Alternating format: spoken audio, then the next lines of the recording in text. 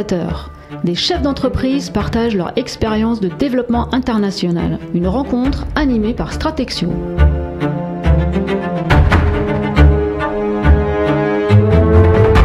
Bienvenue pour notre 3e épisode du podcast Parole aux exportateurs. Aujourd'hui, nous accueillons Laurent Pommier, directeur export de Midas. Bonjour Laurent. Bonjour Stéphanie. Alors Laurent, tu es président de notre association Stratexio et adhérent du Club Paris.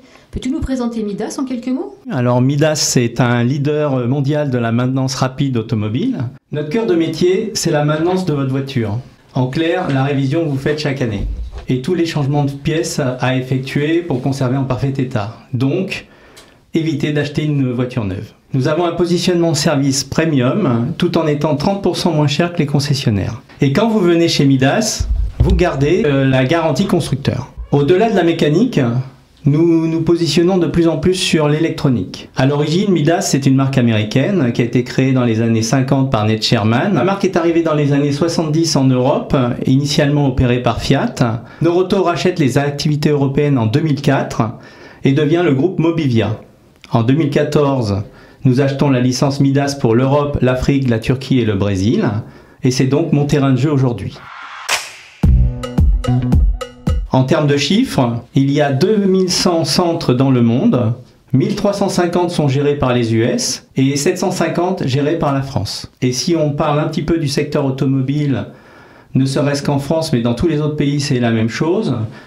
La maintenance automobile est hyper fragmentée. En France, le numéro 1, c'est Noroto, il n'a que 5% de part de marché et nous en avons 1,5%. L'activité internationale de Midas, tu peux nous parler de son modèle de développement en particulier ? Oui, alors le business model de Midas, c'est la franchise. Ça signifie qu'au cours des années, nous avons développé un savoir-faire substantiel qui nous permet de faire de la différence sur le secteur. Nous avons développé notre propre concept, nos outils, nos process. Nous avons 4 filiales, la France, l'Italie, la Belgique, l'Espagne. Sur ces 4 filiales, nous opérons quelques centres en propre. Alors ce sont des centres images qui vont servir également de centres de formation et ils nous servent à tester les nouveaux process ou les services. À l'image d'un nouveau centre qu'on a créé quai des Célestins à Paris par exemple pour les véhicules hybrides et électriques et les trottinettes et les vélos électriques. Pour l'immense majorité des centres, nous travaillons avec des franchisés, majoritairement individuels, qui gèrent donc un seul centre. Certains peuvent en avoir plusieurs, mais on a toujours un contrat par centre. Et à chaque fois, le franchisé est propriétaire de son fonds de commerce, et nous apportons le savoir-faire, plus, dans le cas des filiales, tout le marketing, puisque le marketing est obligatoirement national. Ça, c'est pour nos filiales. Dans les pays plus lointains, on va travailler en master franchise. Cela signifie que nous confions l'exclusivité de la marque sur un territoire constitué de un ou plusieurs pays, en échange d'un plan de développement et du respect du concept. Comme pour nos filiales, on va apporter notre savoir-faire sur la gestion des centres, mais en plus, on va apporter le savoir-faire sur la gestion d'un réseau de franchisés, puisque le master franchisé va jouer le même rôle que nos filiales dans ce cas-là et va pouvoir se développer en propre et en sous-franchise. Nous sommes présents en master franchise au Portugal, en Turquie, au Maroc, en Tunisie, au Sénégal, en Côte d'Ivoire et au Kenya. Ah oui, alors Laurent, j'avais une petite question complémentaire. Selon toi, est-ce que le cadre du développement en franchise est lié à une activité spécifique ou dans quel cadre en fait on peut, quel type d'entreprise peut se développer en master franchise ou franchise ? En fait, toute entreprise peut utiliser la franchise comme outil de développement. Pour pouvoir faire de la franchise, il faut avoir un savoir-faire. C'est la condition nécessaire et suffisante pour faire de la franchise. Et donc avoir un savoir-faire, ça veut dire quoi ? Ça veut dire avoir un ensemble de process substantiels, identifiés et secrets que l'on peut appliquer à notre secteur d'activité pour avoir un avantage compétitif. C'est pas un process qui va être breveté, mais c'est plus lié à une expérience.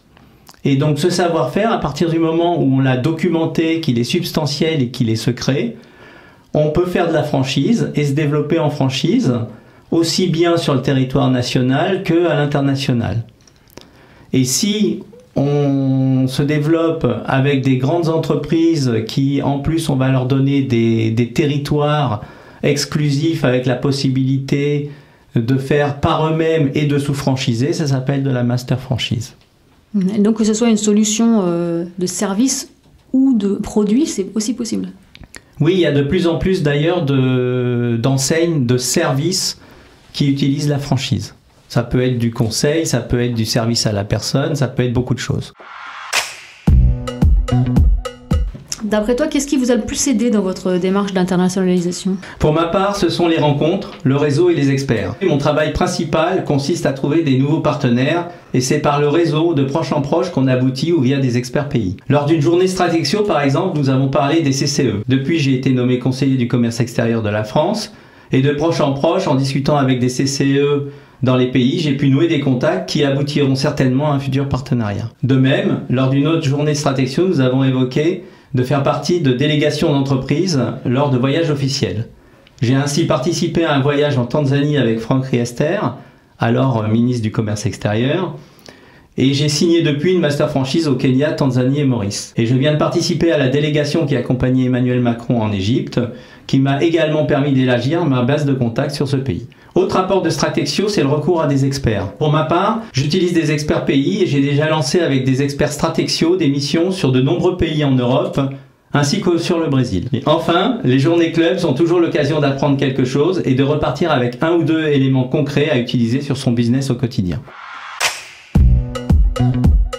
Donc en quoi un consortium export aujourd'hui peut être intéressant pour une grande entreprise qui exporte déjà et est présente partout dans le monde? Un consortium peut être utile même pour une grande entreprise si elle ne couvre pas tout le spectre du business. Par exemple, elle a besoin de répondre à un appel d'offres sur une partie qu'elle ne maîtrise pas. Elle va utiliser une compétence spécifique qui peut être une très petite entreprise, une PME, qui va lui apporter la brique supplémentaire qui va lui manquer pour répondre à cet appel d'offres.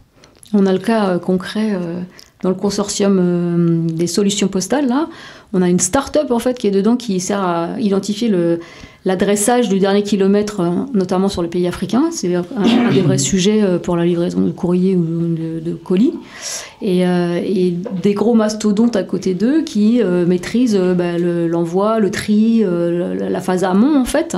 Et en fait, c'est très très complémentaire et ils vont pouvoir, grâce à la start-up qui est présente, accéder à certains marchés où ils n'étaient pas présents. De la même manière, tous les grands, les entreprises qui sont internationalisées déjà, n'ont pas accès, ne sont pas présentes sur l'intégralité des marchés. Et certaines entreprises du consortium peuvent les aider à ouvrir, justement, je parlais de l'Afrique, quelquefois ils sont plutôt sur les marchés américains, asiatiques, chinois, Inde, enfin les gros marchés mondiaux, et pas forcément sur les marchés un peu complexes des territoires africains. Et certains petits, justement, sont là et vont pouvoir leur transmettre les contacts, leur ouvrir les portes en fait, de ces marchés-là. Alors Laurent, quel conseil donnerais-tu aux dirigeants qui nous écoutent pour sécuriser leurs opérations internationales? Vaste question. Alors je pense que la sécurisation des opérations internationales dépend beaucoup de l'activité et dans mon cas, il s'agit de bâtir et entretenir une relation de confiance avec mes partenaires dans chaque pays. Et puis surtout d'avoir une équipe expérimentée et performante autour de moi. Mes directeurs de zone ont tous entre 30 et 35 ans d'activité. Ils connaissent parfaitement le business model Midas ainsi que la gestion des réseaux. Je suis également entouré de spécialistes dans chaque domaine, juridique, supply chain, marketing, finance. En bref, pour aller à l'international, il ne faut rien laisser au hasard et être bien entouré. Alors pour finir, quels sont tes projets pour 2025, Laurent? Nous comptons ouvrir prochainement l'Algérie, le Ghana, le Luxembourg, la Tanzanie et Maurice.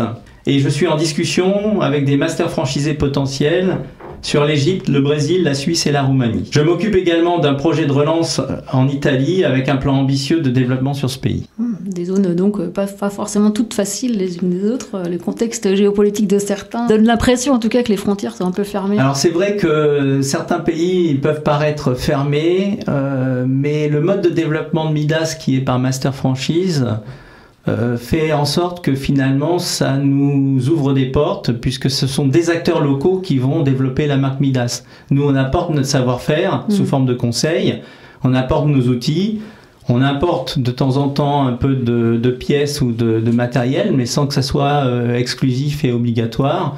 Donc finalement le risque pays est moins important dans notre développement que si on y allait en joint venture par exemple ou en filiale. Et tu contribues aussi à l'initiation d'une activité locale, en fait, grâce au transfert de compétences. Là. Oui, tout à fait. On crée des emplois locaux. Quel quel est l'impact de la géopolitique actuelle sur l'activité internationale de Midas ? Alors aujourd'hui, on a un impact qui est quand même, je dirais, assez faible. Disons que les droits américains nous touchent très peu puisque je suis très concentré sur Europe, Afrique, Turquie, Brésil. La Chine nous concerne aussi assez peu puisque finalement l'ensemble des pièces détachées et les équipements de garage proviennent d'Europe. Donc on n'est pas tellement soumis à des droits de douane particuliers. Je dirais que l'événement qui nous a touché le plus, c'est presque la guerre en Ukraine qui, par effet ricochet, a fait que certains pays, comme l'Égypte par exemple, ont été très fragilisés. Également, autre impact qui fait que c'est compliqué aujourd'hui de se lancer en Égypte avec un nouveau partenaire, c'est le fait que le canal de Suez a diminué de 70 à 80% son activité et ça a un impact énorme sur l'économie égyptienne. Mais malgré tout, même en temps de crise dans un pays comme l'Égypte, les gens continuent à circuler avec leurs véhicules, donc il y a un marché pour l'aftermarket automobile.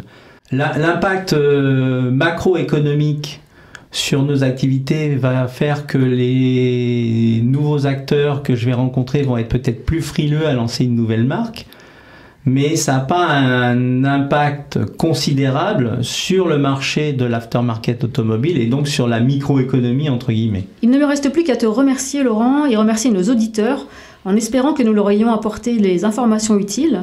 Et bien sûr, n'hésitez pas à rejoindre le réseau Stratexio pour plus d'informations et vous aider dans votre accompagnement. Merci Stéphanie pour l'invitation.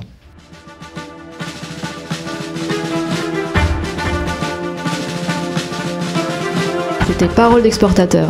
Merci d'avoir suivi cette rencontre proposée par Stratexio, le réseau des chefs d'entreprise exportateurs.